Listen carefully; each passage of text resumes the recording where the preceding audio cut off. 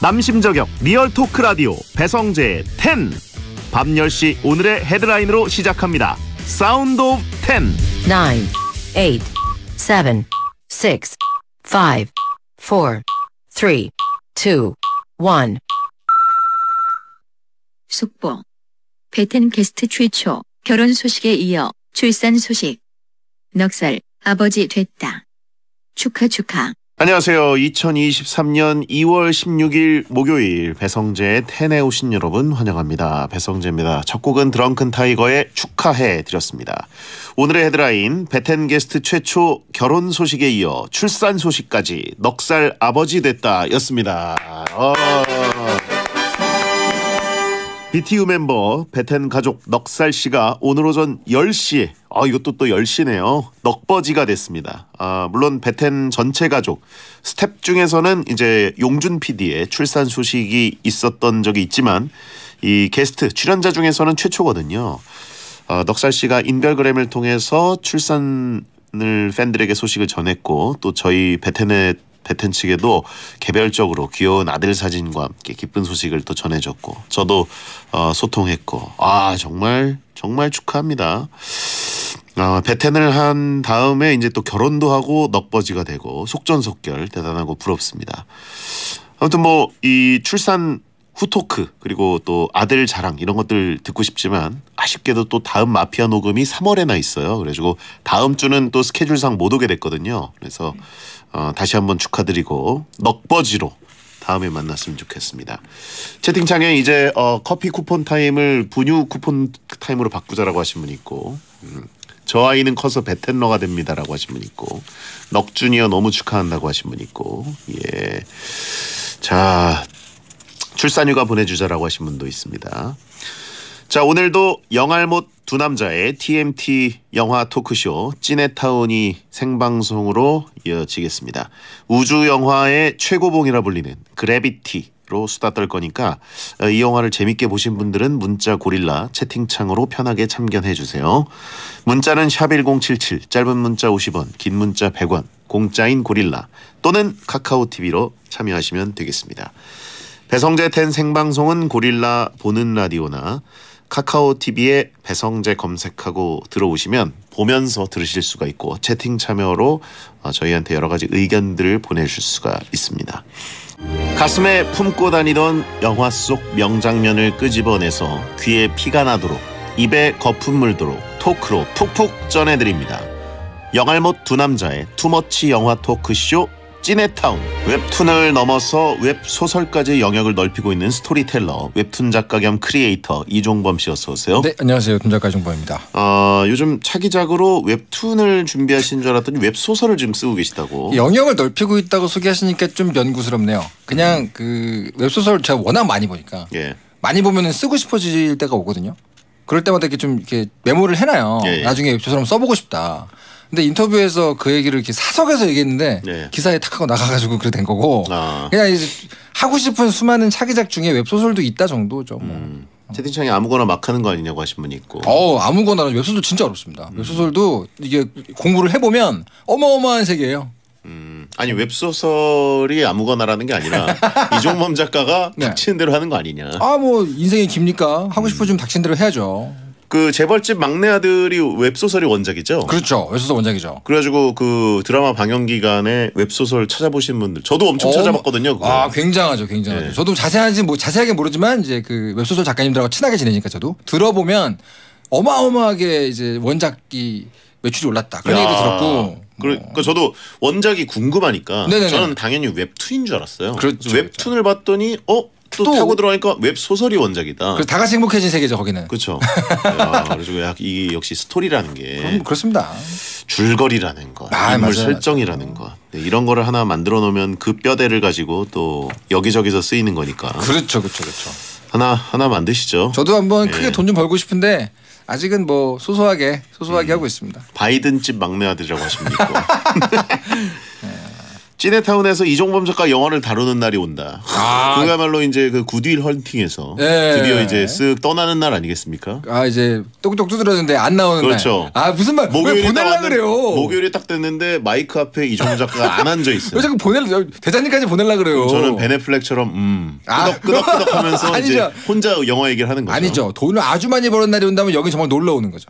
얼마나 좋을까? 누가 막 구박해도 행복해. 그래요. 근데 시나리오도 쓰고 싶어요 나중에. 자, 한경철님, 털 작가님은 그렇게 바쁜 와중에 게임도 하시던데 게임은 또 언제 하는 겁니까? 게임을 한다면 몇 시간 하나요? 요즘 빠진 게임 있으신가요? 요즘 제가 굉장히 심취한 게임이 있습니다. 해리포터 좋아하시는 분들은 난리 났어요. 호그와트 레거시라는 오픈 월드 게임이 해리포터 세계관을 완벽히 구현해냈습니다. 저희도 지난주에 방송 끝나고 주차장으로 내려가면서 이종원 작가가 저한테 몇 번 얘기를 해주셔가지고 되게 시큰둥하시더라고요. 네, 그 듣고 근데 제가 인터넷을 하는데 갑자기 그게 엄청 보이는 거예요.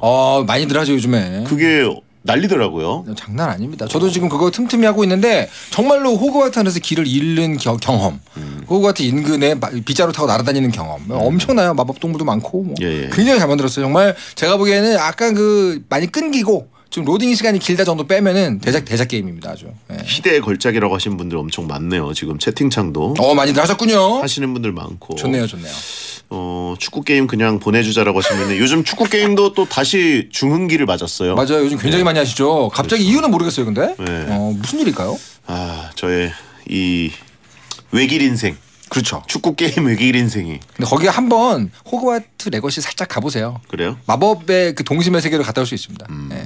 제 집에 또 이제 먼지 쌓여 있는 게임기가 두어 개 있기 때문에 한번 돌려봐야겠네요. 네. 자, 영화로 토크를 쪄내는 찌네타운 코너 설명해 주시죠. 네, 누구나 인정하고 또 후토크거리도 많은 영화들을 매주 한 편씩 골라서 재미있는 뒷얘기 그리고 명장면 토크 등 관련 TMI 토크를 나누는 시간입니다. 영화 좋아하시는 분들 아주 좋아하시는 정통 고품격 라디오죠. 예. 네.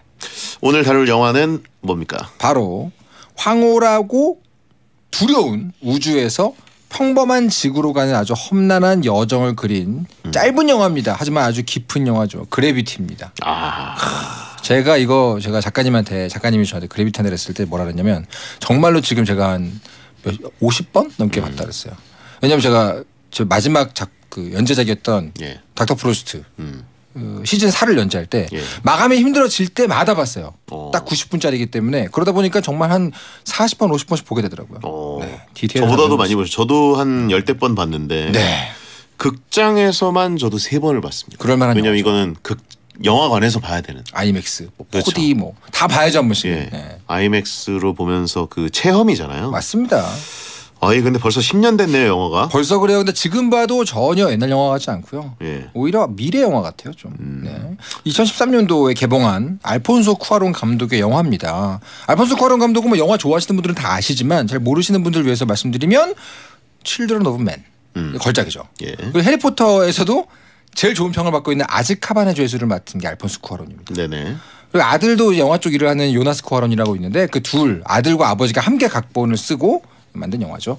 산드라 블록, 조지 클루니가 주인공이고요. 2014년 86회 아카데미 시상식에서 아주 상을 그냥 휩쓸어 버렸습니다. 10개 부문의 후보에 올랐어요. 거기서 감독상, 시각효과상, 음악상, 음향편집상, 음향효과상, 촬영상, 편집상 등 총 7개 부분을 가져갔습니다. 굉장하죠. 감독상. 이게 사실 근데 듣기로는 산드라 블록이 우주에 간 적이 없다. 그러니까 우주나 이런 쪽으로 가본 적이 없다면서요. 우주는 누가 가봤겠어요? 조지 클루니는 가봤겠습니까? 이거 뭐라 그랬지? 찍는 거 자체가 아예 그냥 거의 80% 이상이 그린월. 그냥 거기서 그냥 떠다니면서 찍었다. 수중에서 찍고. 수중에서 찍은 거구나. 수중에서 찍은 부분이 많아요. 수중 촬영 부분이 굉장히 많고 유명한 장면 몇 개는 수중에서 찍었고 재밌는 뒷얘기가 있죠. 알폰소 쿠아론 감독이 수중 촬영을 할 때마다 이 산드라 블록이 너무 고생하잖아요. 숨 참으면서 연기하니까 미안해가지고 자기도 그 장면을 촬영할 때 같이 숨을 참았대요. 그게 무슨 도움이 되죠? 그러니까요. 생색내기죠. 근데 그럴 때마다 산드라 블록보다 훨씬 먼저 숨을 토해냈다. 나이가 많아가지고. 그런 뒷얘기가 있죠. 그렇죠. 자, 줄거리 살짝 얘기해 주신다면요. 네. 우주에 떠있는 허블 우주망원경을 수리하기 위해서 우주를 탐사하던 라이언 스톤 박사 바로 산드라 블록이 우주비행사 맷 코발스키 바로 조지 클루니 이 둘이 열심히 일을 하고 있었어요. 이런 걸 이제 미션 스페셜리스트라고 해서 전문 우주 비행사가 아니라 원래 갖고 있던 전문 분야가 있는 분들 있죠. 뭐 물리학 박사, 뭐 전기학 공학 박사 이런 분들이 최소한의 어떤 훈련을 받고 같이 올라가서 거기서 이제 자기 원래 본 업을 하는 걸 이제 이런 미션 스페셜리스트라고 하는데 이제 조지 클루니, 매트 콜스키는 완전 베테랑 우주 비행사고 네네. 라이언 스톤 박사는 이제 자기 원래 전문 분야가 있고 우주인으로서는 약간 좀 뉴비 가까운 분이에요. 그래서 우주에서 그렇게 일을 하고 있는데 우주에 떠도는 인공위성 잔해물 이걸 이제 데브리라고 합니다. 우주 쓰레기라 그래요. 그 우주 쓰레기하고 사고 때문에 부딪힙니다. 그러면서 엄청 사고가 나가지고 다 막 죽고 파괴되고 결국은 우주에 단둘이 남게 돼서 심지어 중간에 믿음직했던 마지막 동료 맷 코왈스키와도 헤어지면서 이 라이언 스톤 박사는 우주 미아가 돼버리고요. 이 혼자가 된 우주 미아 라이언 스톤이 다시 지구로 돌아가기 위해서 정말 고군분투하고 엄청나게 고생하는 얘기를 90분에 아주 단단하게 담았습니다. 등장인물이 그냥 둘이에요. 사실 그래요. 아 근데 이 목소리 연기 유명한 분들은 많아요. 에드 해리스가 관제센터 컨트롤 그 센터 팀장으로 나오죠. 그 탑건의 그 장군차에서 내리는 장군님. 자 제독이죠 제독. 그죠. 근데 이 재밌는 게 에드 해리스는요. 이 아폴로 13이라는 영화에서도 똑같은 직업으로 나와요. 그렇죠. 나사의 컨트롤 센터 팀장. 약간 그런 쪽에 특화된 분이죠. 제가 얘기했잖아요. 관리자 얼굴이라고. 관리자 상이에요. 관상이 관리자 상이에요. 절도 있는 지휘관. 그렇죠. 그것도 약간 그 대충 뒤로 뭐 해먹고. 비리를 저지르는 관리자가 아니라 대쪽류 관리자상. 그래서 군인을 해도 장군이고 나사로 가도 나사 팀장이에요. 그래서 여기서도 목소리는 에드 해리스가 있습니다. 심지어 이거를 보고 약간 이제 이게 너무나 아름답고 압도적인 체험이니까 그렇죠. 우주물이 땡겨가지고 저는 아폴로 13도 다시 보고 그랬어요. 그렇게 만드는 영화죠. 그리고 이거 보고도 사실 그 다음에 인터스텔라도 보게 되고, 그렇죠. 그 다음에 이제 그 에드 아스트라, 뭐 이런 것도 보게 되고, 그렇죠. 그 브래드 피트 나왔던. 또 뭐 있지 그 마션 뭐 이런 거. 우주 체험물들이 이제 막 나왔죠. 마션이 완성되는데 은근히 이 그래비티가 일조한 거 아세요? 그래요? 그래비티가 개봉됐을 때 마션 완전 초기 제작장기였어요. 근데 그때 다들 투자자들이 두려워했대요. 우주 영화 망할 것 같은데. 그래비티 상황 보자 한번. 그래비티가 망하면 투자금 다 빼자. 이런 상황이었대요. 당연히 대성공이었기 때문에 마션도 순조롭게 갔다고 합니다. 저는 제 이제 개인적인 인생 영화 탑 10 안에 그래비티가 꼭 들어갑니다. 저는 탑 3 안에 들어가요. 정말 사랑하는 영화예요. 최고의 영화 중에 하나고 그걸 어떻게 90분 안에 넣나? 2명의 인물 그리고 90분의 시간. 근데 엄청나게 얘기가 묵직하고 깊잖아요. 근데 이걸 다 보고 나면 우주 영화는 결국 그래비티인가? 이게 돌아오는 감이 좀 있어요. 저는. 아니 이거를 넘는 그 우주 체험이 거의 나오질 않았어요. 그렇죠. 그냥 2를 만들어줬으면 좋겠습니다. 나올까요? 이게 헐리우드 공식인데. 나올까요? 그냥 2 그냥 뭐 철판 깔고 그냥 2 한번 만들어서 다오 이런 느낌. 지구로 돌아온 뒤에 아니면 다시. 게임 회사랑 협조해가지고 VR 그래비티 하나 만들어 다오. 맷 코왈스키 아들. 그렇죠. 그때 우주에서 들려오는 소리 듣고 있었어. 그리고 아버지를 찾아서 아버지를 뒤를 이어서 우주 비행사 되겠다. 근데 그 교관으로 온 사람이 라이언 스톤 박사인 거예요. 탑건에서 본 내용인가요? 그러네. 그리고 캐스팅 얘기해드릴게요. 원래 산드라 블록이 아니라 안젤리나 졸리였습니다. 그리고 안 돼서 나탈리 포트만이었어요. 안 돼서 산드라 블록으로 왔습니다. 나탈리 포트만은 스타워즈에 나오는. 그렇죠. 또 레옹이 나오고 스타워즈라서 약간 근데 괜찮을 수도 있을 것 같다는 생각 드는데. 둘 다 잘 그림이 그려지죠. 그리고 조지 클루니 전에 원래 됐던 분은 로버트 다우니 주니어. 말 많고 되게 가벼워 보이지만 사실 굉장히 묵직한 역으로 했는데 그때 나왔던 게 아이언맨 3 작업 중이었어요. 그래서 조지 클루니가 하게 되었죠. 뭐 캐스팅은 흠잡을 수가 없는 것 같네요. 완벽하죠. 이 중에 누가 했어도 완벽한데 우리 기억 속에서는 이제 산드라 블록과 조지 클루니로 완벽하다 이미. 그렇습니다. 자, 지니민님이 4D 시스템이 이 영화를 위해 만들어졌다고 해도 과언이 아닐 정도로 4D랑 잘 어울렸어요. 최소한의 효과음으로 이 정도의 긴장감을 만들어내다니 대단한 영화예요. 우주는 이제 사실 소리가 없으니까. 그렇죠. 그래가지고 소리를 일부러 조금 넣었다 그러잖아요. 그래서 음악보다 음향이 되게 중요한 영화였는데 이 영화 음악 감독이 원래 음향 엔지니어 출신이에요. 그래서 거의 3번째 작품 만에 아카데미를 탔으니까 되게 드문 케이스죠. 저는 항상 그 해외 출장 갔다가 이제 귀국할 때 월드컵 갔다가 올림픽 갔다가 귀국할 때 이제 쓱 인천이 보일 때쯤 있지 않습니까? 밑에. 그래서 이제 바퀴 꺼낼 때 비행기가 랜딩 기어 내려올 때 소리 날 때 그때쯤 이 음악을 듣습니다. 예, 귀환하는 느낌으로. 이 음악이 기가 막혀요. 저는 작업할 때 이 OST를 틀어놔요. 우주 미아된 기분. 앞부분은 되게 좀 그 무섭잖아요. 그죠. 그죠. 이렇게. 그죠. 약간 심해 소리 같기도 하고. 네. 자, 여러분 청취자분들이 보내신 그래비티 명장면 이야기를 좀 해보겠습니다. 네. 심장 도둑님께서 롱테이크 오프닝 시퀀스가 최고의 명장면 아닙니까? 우주비행사들이 노래도 듣고 농담 따먹기도 하면서 지구의 풍경을 바라보는 장면을 너무 멋지게 촬영했는데 곧 깨진 위성 조각의 파편을 맞고 날아가 버리는 장면에서 찐 공포를 느꼈습니다. 사실 이 오프닝 시퀀스에서 딱 이 영화에 대한 한 줄 평이 나와요. 보통 관람이 아닌 체험이다. 이게 13분인가 10몇 분짜리 롱테이크로 가잖아요. 워낙 알폰소 쿠아론 감독이 롱테이크를 좋아해서 뭐 칠드런 오브 맨 같은 거 보면 엄청 긴 롱테이크 나오는데 이 영화에서도 우주에 아예 와 있는 장면을 느끼게 해주지 않으면 이 영화는 의미가 없다. 그러면서 시작할 때 13분 동안 안 끊어주고 쭉 갑니다. 거기서 완전 새로운 기법들 많이 써요. 근데 이 오프닝에서 어쨌든 바로 시작하자마자 사고가 나잖아요. 그렇죠. 근데 그 장면이 또 약간 땡기게 만드는 영화가 아마겟돈이거든요. 그죠. 아마겟돈 보면은 초반에 그 위성 위성인가요? 그 뭐죠? 해성의 그 잔해 때문에 네네네. 막 터지는 장면 나오거든요. 그죠. 거기에 관제탑에는 빌리밥 손튼인데 그죠. 그 사람도 관제탑 그 지휘관으로 딱입니다. 빌리밥 손튼도 관상이 매니저상이죠. 그렇죠. 많이. 그리고 이게 처음 시작할 때 굉장히 인상 깊었던 게 오프닝 할 때 아무 화면도 안 나올 때 그 글자 나올 때 있잖아요. 그래비 딱 나올 때 그때 소리가 엄청 커지잖아요. 계속 커지잖아요. 저 글자에서 보면서 이거 너무 큰 거 아닌가? 이 정도까지 큰 거 좀 이상하지 않나 싶을 때 바로 그 뒤에 소리가 탁 끊기니까 진짜 고요하게 느껴지더라고요. 우주의 느낌. 그걸 주려고 어차피 그냥 해봤자 극장 조용하기 때문에 모른다. 엄청 큰 소리로 가다가 탁 끊어버리자. 이런 식으로 이제 했죠. 근데 그 지구를 이렇게 내려다보면서 막 여기 뷰가 최고 맛집이다 이런 얘기 하잖아요. 네, 거기가 이제 여기 써있네요. 이거 작가님이 정리해 주셨네요. 여기 뷰는 최고야 하면서 바라보고 있을 때 그 지구 거기가 알폰소 쿠아론 감독의 조국이었던 멕시코 상공으로 나온다고 하네요. 이런 것도 깨알 TMI가 있었어요. 그다음요. 자, 그다음에 벨런본 인데이님께서 타인이 아닌 본인. 벨런 본인데이군요. 자네가 날아와서 대원들을 습격했는데 라이언 스톤 박사가 고정장치에 매달려 날아갈 때요. 가까스로 고정장치를 풀었는데 원심력 때문에 멀리 날아가고 무전까지 끊겼을 때는 이대로 영화 끝나고 엔딩 크레딧 올라가는 줄 알았습니다. 진짜 이거 영화 역사에 남을 만한 공포씬 아닙니까? 진짜 무서웠어요. 막 물어보잖아요. 뭐가 보이냐? 근데 아무것도 안 보인다. 안 보이지.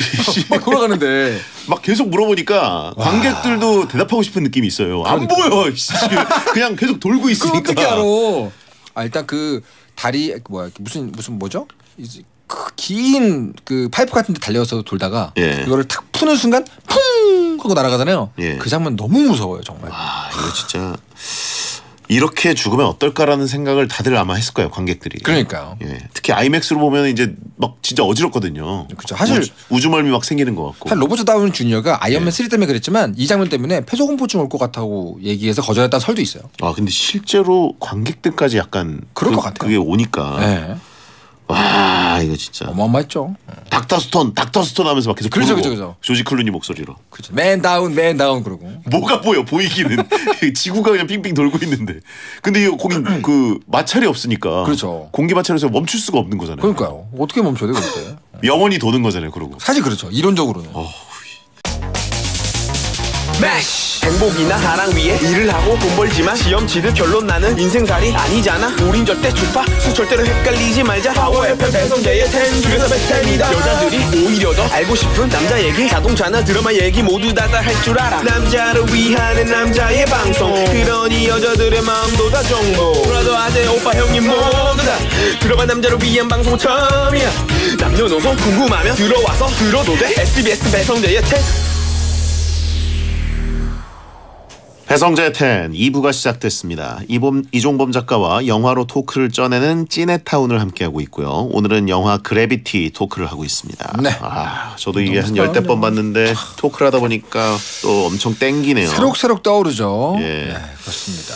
여러분이 보내주신 그래비티 명장면 토크를 또 계속 해보겠습니다. 네, 공중부양님께서요. 스톤 박사가 맨몸으로 우주에서 혼자 떠돌잖아요. 우리가 얘기했던 바로 그 장면. 산소도 부족하고 무전도 끊긴 상태에서 코왈스키가 제트팩을 타고 날아왔을 때 이제 살았다 했네요. 이때 그 안도감은 정말 엄청나죠. 저 어둠 저편에서 쫙 칙칙칙칙 하면서 와가지고 탁 잡았을 때 그 칙칙이 굉장히 사기템처럼 느껴지는 그러니까요. 우주에서 저거 칙칙칙 해가지고 집까지 갈 수 있는 거 아닌가 이런 생각 들 정도로. 사실 근데 그 부분이 이 영화가 실제 우주 비행사들의 반응이 굉장히 좋은 영화로 유명하거든요. 네. 나사의 우주 비행사 그 우주 유영 경험이 많은 사람들이 보면서 예를 들면 뭐 실제하고 다른 게 하나도 없다 이런 얘기를 많이 하세요 실제로. 근데 굳이 꼽아가지고 이건 좀 이상한데라고 말하는 것 중에 하나가 그 칙칙이를 라이언 스톤 박사를 비롯한 나머지 멤버들도 타고 있는 게 보통이다 원래는. 그런 작업을 할 때 통산 작업을 할 때는 한 명 커맨더만 타고 있는 게 아니라 다 같이 타고 있다 하나씩. 근데 영화에서 이제 그러면 진행이 안 되니까. 네, 그렇죠. 그거랑 이제 비슷하게 그 나중에 그 산드로 블록이 소화기 가지고 칙칙이처럼 쓰잖아요. 과거에 픽사의 그 월리가 했던 바로 그때부터. 그거는 말이 안 된다라고 어디서 들었던 것 같은데. 그런가요? 그것도 네. 모르겠네요. 왜냐면 그 아마도 그 우주의 기압과 온도 때문에 발사가 안 될 것이다. 그런 말은 저도 들은 적이 있는데 근데 뭐 우주선에서 쓰는 건데 되지 않겠습니까? 그래도 나사가 그렇게 일을 허투루 하겠어요? 그걸 한다고 저기까지 갈 수 있다? 그러게요. 생각해보니까 근데 진짜로 그 엄청 추운 그 절대 영도 거기서 안 될 수도 있겠네요. 그래도 나사니까. 다음은요. 누물보님께서 동료들의 유해를 수습할 때요. 방금까지 같이 우주망원경 고치던 사람들인데 파편이 관통당한 모습도 보여줘서 충격적이었습니다. 그리고 그 옆에 가족 사진이 떠다니는데 진짜 허망했어요. 근데 이게 그 그래비티를 보다가 처음으로 공포 영화처럼 놀라게 되는 장면이잖아요. 굉장히 끔찍하죠. 쩡 하고 나타나잖아요. 그러니까요. 그게 보면은 그분이 그 코왈스키하고 라이언 박사가 얘기하고 있는 초반부에 뒤쪽에서 막 바보짓 하니까 하버드 출신이래. 믿어져? 이 사람이잖아요. 그 사람이 실제로 그 막 우주 데브리들이 날라올 때 뒤쪽에서 뭔가에 맞은 것처럼 이렇게 퉁 합니다. 그렇죠. 그거 보고 바로 맨 다운 하는데 그 사람이 이 사람이었죠. 근데 어떻게 이렇게 사람 얼굴이 진짜 허망하게 그냥 뻥 뚫려버리는지. 네, 그러니까 되게 무정물 같은 느낌으로 일부러 연출을 했다고 하더라고요. 무슨 이렇게 인생 별거 없다 인간 이런. 코스믹 호러. 그렇죠. 이거 정말 무력감을 느끼게 해주는 종류의 공포죠. 그리고요.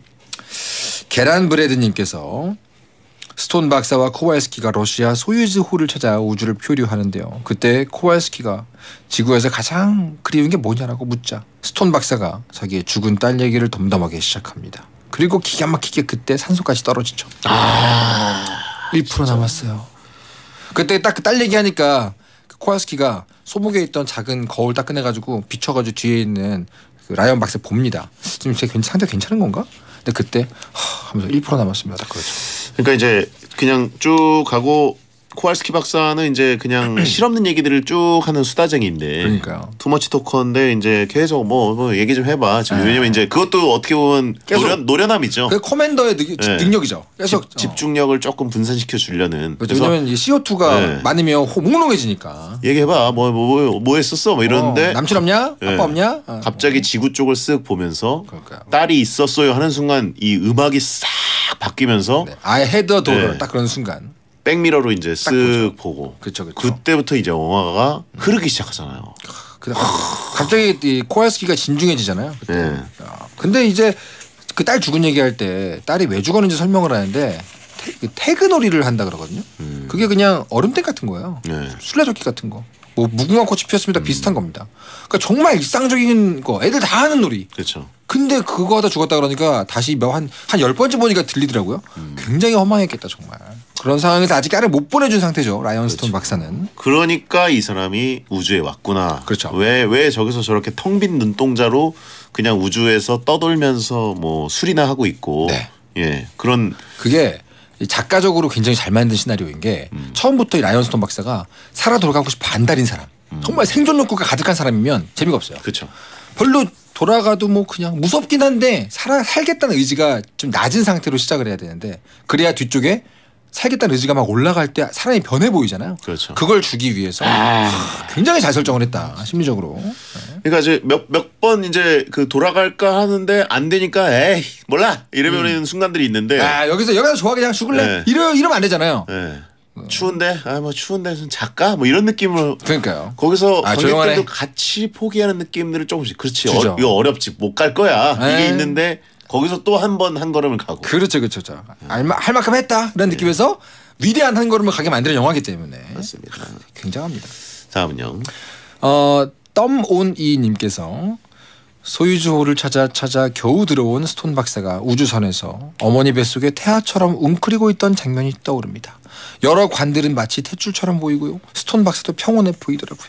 안도감과 안정감이 드는 장면이었어요. 여기가 굉장히 많은 분들이 기억하시는 명장면이죠. 이 자궁 속에 태아 포즈를 한 산드라 블록.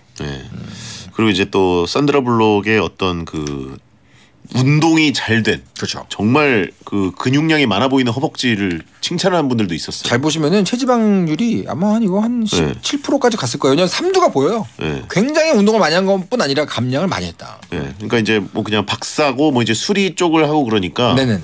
그냥 그럴 줄 알았는데 뭔가 이제 딱 나오니까 굉장히 운동을 또 한 역시 그렇죠. 우주에 오기는 쉽지 않아 이런 느낌도 않죠. 있고. 그 대학원에서 저런 몸 만들기 쉽지 않았을 텐데 그렇죠. 근데 이 장면이 사실 제일 유명하기도 하고 수중 촬영 씬으로 제일 유명하기도 하고 영화 시나리오적으로도 이 장면 전이랑 후로 딱 챕터가 바뀝니다. 살겠다는 의지가 1차 진화한 순간이에요. 그 직전에 나온 대사가 뭐냐면 빨리 그 코왈스키가 멀어지면서 말하거든요. 빨리 말해라. 넌 해낼 수 있다고. I can make it. 말해 그러거든요. 그 얘기를 처음으로 하면서 딱 들어오는데 처음으로 살아볼까? 살아야 되나? 이런 느낌으로 가는 부분이죠. 요때가 이제 이산화탄소 엄청 꽉 차가지고 약간 해롱해롱거리다가 들어와가지고 그죠. 간신히 산소 마신 다음에 이럴 때 그리고 그 조지 클루니는 이제 점점 아직도 가고 있는 거잖아요. 들리잖아요. 그래서 가면서 그렇죠. 난 갈 테니까 넌 살아 돌아가. 좋은 소식 하나 있어. 내 우주 유영 씨가 기록을 깼어. 그거. 그리고 마지막 말이 그 뭐 겐지스에서 해 뜨는 장면. 와. 너무 아름답다고. 그러면서 겐지스 위에 걸린 해를 봐라. 석양 너무 멋있다. 이러면서. 좋습니다. 정말 감동적이죠 거기에. 자, 아무튼 뭐 이거 명장면을 많이 제보해 주셨는데 이거 다음 주까지 해야 돼요, 솔직히. 이게 거의 완벽에 가까운 영화 만듦새이기 때문에 모든 장면이 다 명장면이에요. 그냥 한 땀 한 땀을 다 얘기해도 다 명장면이 되거든요. 명품입니다. 자, 그러면 오늘은 그래비티 명장면 월드컵을 해보도록 하겠습니다. 앞서 나온 명장면 외에 탑3로 꼽히는 명장면을 골라봤고요. 그중 최고의 명장면을 선정해 보겠습니다. 자, 가볼까요? 그래비티 명장면 후보 1번입니다. 후보 1은요. 라이언 스톤 박사를 위해서 희생하는 맷 코왈스키 장면. 내용은요. 우주에 단둘이 남게 된 스톤 박사와 맷 코왈스키는 국제우주정거장에 손상된 소유주를 타고 탈출을 하려던 중 코왈스키가 날아갈 위기에 처합니다. 스톤은 다리에 낙하산줄이 걸려서 간신히 코왈스키를 붙잡고 있었는데요. 코왈스키가 이러다간 다 죽어! 자신의 우주복근을 풀고 스톤을 우주정거장 쪽으로 보내고 본인은 우주 멀리 사라지는 장면입니다. 아니 근데 저는 이게 조금 뭐 우주 물리학을 잘 모르니까 그냥 느낌으로는 아니 한번 딱 땡겨졌으면 저도요. 와야 되는데 왜 계속 절로 뭐가 바람이 불거나 블랙홀에 빨려 들어가듯이 맞아요. 계속 저쪽으로 가는 거지? 여전히 저도 궁금하긴 했어요. 거기서 한번 걸렸잖아요. 한 번에 으잇 하고 땡기면 다시 또 그 관성으로 반대로 가지 않을까? 이런 생각을 속편하게 하고 있었어요. 자, 찬성 의견은요. 코왈스키의 리더십과 유쾌함을 보여주는 장면이었다고 생각합니다. 스톤 박사가 살아갈 이유를 찾게 된 것도 이때 코왈스키 덕이라고 생각합니다. 코왈스키가 우주로 날아가면서 멀어지는 와중에도 스톤 박사를 살리기 위해 생존 방법을 계속 알려주는데 진짜 멋있었습니다. 야, 진짜 커맨더 같죠. 진짜 리더란 이런 것. 반대 의견은요. 우주에 혼자 남겨지는 게 더 무서울 것 같아요. 영화적 허용으로 둘 다 살릴 수는 없었을까요? 채팅창에 원심력이라고 얘기하시는 분이 있네요. 그럼 그게 계속 돌고 있었던 건가? 그런 거였나요? 그런가? 제가 오늘 다시 보고 왔는데 모르겠네요. 궤도랑 연결하자라고 하신 분이 있고. 그러면 이제 내일까지 생방송해야 됩니다.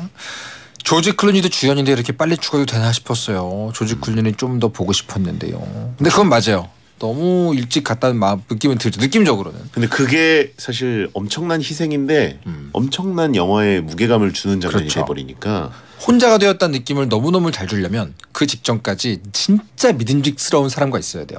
그래서 그 사람을 딱 제거했을 때 정말 무서워질 수 있잖아요. 그러니까 이 영화가 독자래. 관객을 조련하기 위한 완벽한 원칙대로 하고 있어요.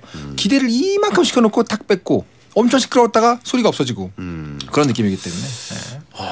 근데 진짜 그러고도 한 번 또 나타나지 않습니까? 그게 이제 굉장히 또 중요한 장면이죠. 그게 바로 후보 2번입니다. 네네.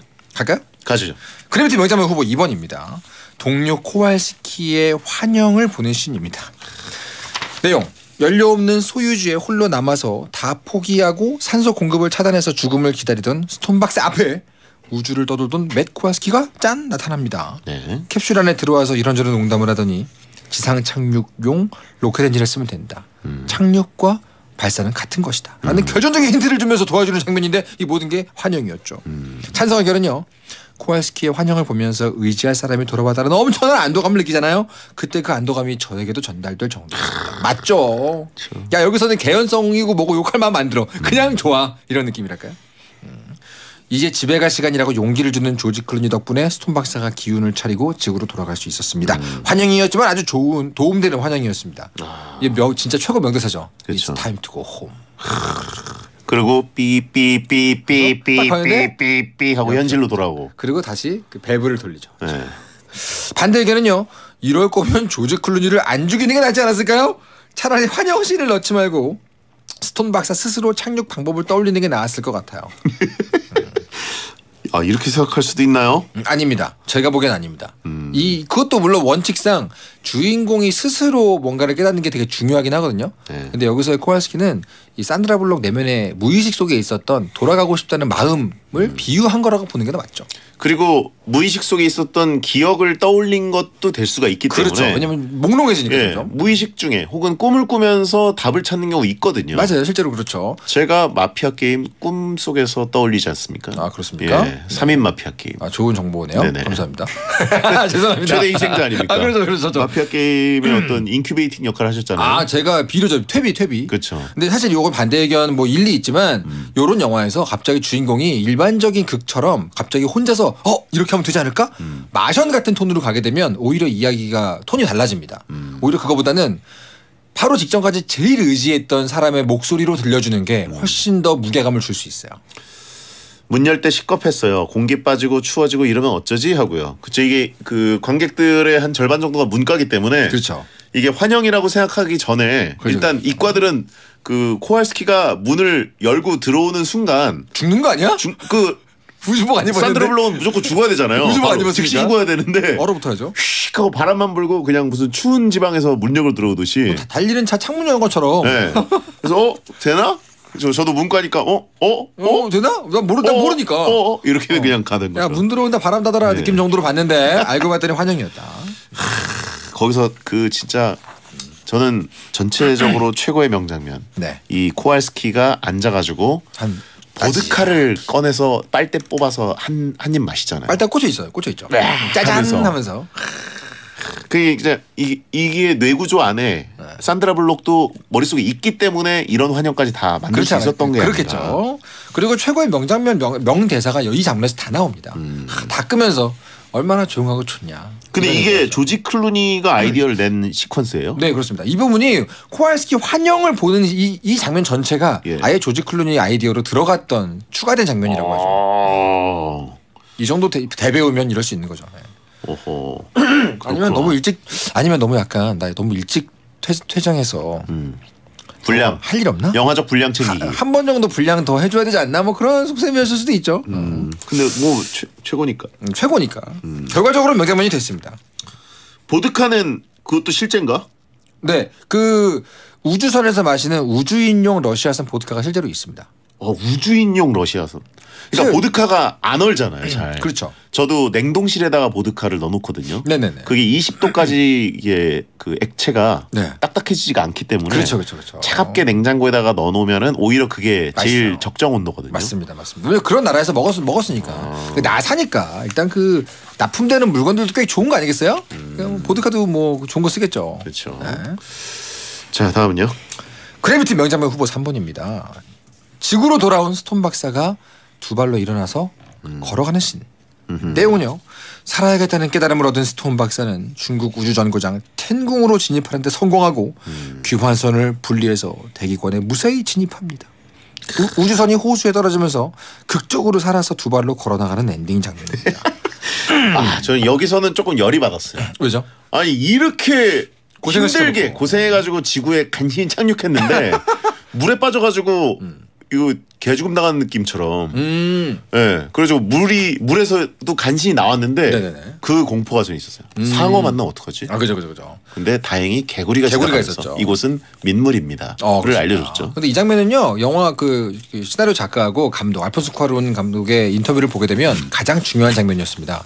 보통 옛날 영화면은요, 잘 돌아왔으니 됐지. 그 뒤는 너무 쉽게 구조돼가지고 저기서 이제 구조대가 헬기로 오고 있고 그 위에 딱 앉아가지고 쉬고 이래야 되거든요. 근데 이 영화가 새로운 탄생에 대한 얘기이기 때문에 출산의 고통이 엔딩이어야 된다. 그래서 그 안으로 물이 막 들어오잖아요. 예. 양수가 터지는 얘기예요. 거기서 숨이 막히고 처음 이 출산했을 때 애가 굉장히 힘들어하잖아요. 이제 그걸 담아야 되기 때문에 여기는 좀 힘들게 가야 된다. 근데 저는 여기가 그래가지고 전 한 10대 번 다시 보면서도 여기서는 항상 불편해요. 그러시군요. 이 물에서 죽으면 어떡하지? 물로 간신히 탈출까지 성공했는데 상어 나타나면 어떡하지? 그럼 이제 악어가 팔 하나 잡고 돌면 어떡하지? 그런 내용이면 이제 투자가 안 되죠. 그리고 어쨌든 민물입니다. 따뜻한 기온의 어떤 온화한 기후에 어떤 땅에 떨어졌습니다라는 거 알려주는 정보가 있는데 그렇죠. 그러면 그럴수록 그리즐리 베어 같은 거 있을 수 있잖아요. 그래가지고 더군다나 이 몸을 잘 못 가누잖아요. 그래서 넘어져 있는데 곰이 이제 터벅터벅 와가지고 꿀 이러면서 물고 갈 수도 있잖아요. 매드무비 같은 데서 좋은 아이디어네요. 투자가 안 되겠죠. 실제로 그 처음 태어난 아이의 울음을 대신해서 뭘 할까 했던 게 우주비행사가 다시 오랜만에 지구로 돌아오면 중력 때문에 되게 힘들어하잖아요. 그렇죠. 그 중력을 이겨내는 장면으로 첫 출산의 느낌을 어떻게든 보여준 거죠. 제가 근데 듣기로는 바로 일어나는 건 거의 불가능하다. 들었는데. 저도요. 그래가지고 거기서 한동안 못 일어나고 이렇게. 그래서 이게 새로운 탄생의 고통을 보여주는 거죠. 찬성 의견은요. 스톤 박사에게 지구는 지루하고 슬픈 공간이었는데 우주에서 살아남아서 지구로 돌아올 때는 새로운 인생을 다시 시작하는 느낌이었습니다. 그래서 거기서 웃죠. 흙을 만지면서 거기서 피식 웃잖아요. 네. 영화 제목도 그래비티, 중력이잖아요. 지구에서는 산소도 중력도 당연한 건데 중력 때문에 못 일어나는 스톤 박사가 인상적이었습니다. 반대 의견은요. 영화 보는 내내 중력보다는 산소가 더 중요하게 느껴졌는데요. 영화 제목도 옥시즌이어야 하지 않았을까요? 영화 마지막에 갑자기 중력? 이런 느낌이었습니다. 옥시즌? 아닙니다. 근데 이거는 반대 의견이 영화를 뭐 이렇게 보실 수도 있지만 그 감독의 의도와는 다르게 읽으신 거라고 보죠. 아무튼 그러면서 딱 그 산드라 블록이 마치 지구에 도착한 최초의 인류처럼 딱 일어나서 턱 걸어가는데 그 뒤에 그래비티가 쫙 깔리죠. 그러면서 이 장면도 카메라가 이 발 아래에서 위로 올려다보거든요. 그 정말 새로 태어났구만하는 그 느낌을 잘 줍니다. 그 일본판 그 제목 개봉작 제목이 뭔지 아세요? 뭐예요? 제로 그래비티였어요. 제로 그래비티? 거꾸로 지은 거죠. 그때도 무지하게 욕을 먹었습니다. 현지에서 일본에서. 왜 그랬대요? 그러니까 이것처럼 영화의 핵심적인 메시지를 반대로 이해하신 것 같아요. 아니 그 아바타 2 그거 할 때 돌고래 쇼 했다 그러던데. 아 진짜요? 예. 아니 그럼 어떻게 그거 이 메시지를 거꾸로 이해하면 어떻게? 자 탑3 중에 최고의 명장면 뭘로 선정하시겠습니까? 스톤 박사 걸어가는 씬, 스톤 박사를 위해 희생하는 코알스키 씬, 그리고 동료 코알스키의 환영을 보는 씬. 네. 저는 50번 넘게 봤던 사람으로서 아직도 볼 때마다 전율하는 씬은 3번입니다. 너 걸어가는 거? 마지막 순간에 두 발로 턱턱 일어나서 일어나는 씬. 그 장면이 이걸 위해서 이 영화를 90분을 끌고 왔구나 라는 느낌을 줘서 항상 거기서 울컥해요. 저는. 앞에. 저는 근데 그리즐리에 대한 공포가 있어요. 거기서 몸을 못 가누는데 갑자기 맹수가 하나 나타나면. 아이고 자꾸 대응이 안 되잖아요. 몇십 번을 보고서 아직도 그렇게 마구니가 껴 계세요.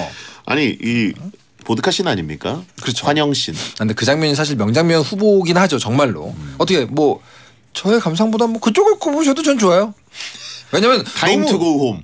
이츠 타임 투 고 홈. 너무 그리운 인물이 갑자기 천연덕스럽게 등장했을 때 그 안도감. 그 안도감을 기준으로 2번을 골라도 전 좋습니다. 근데 약간 이런 비슷한 그 경험을 하신 분들 있지 않나요? 약간 자다가 약간 환영. 다음 날 뭐 되게 중요한 게 있어서 네네. 약간 반 가위 눌림 상태로 막 계속 막 이렇게 환영 보듯이 네네. 꿈 비슷하게 반수면 상태로 막 하다가 봤는데 없어. 네, 없고 이런 거 있지 않나요? 아 저는 가끔 가다가 이제 반수면 상태에서 이제 아내가 시간이 없대요. 아 그래요? 네. 뭘로 할까요? 보드카신 좋으세요? 가시죠. 자, 코알스키의 환영을 부른 신 선정하겠습니다. 채팅창에 베디는 코큰스키라고 하잖아요. 이거 욕 아닙니까? 이거는 욕이죠. 베텐 찌네타운 오늘은 영화 그래비티 했고요. 명장면 보내주신 분들과 월드컵 댓글 참여하신 분들 중에 선정해서 커피 쿠폰 보내드립니다. 다음 주 영화는 부산행입니다.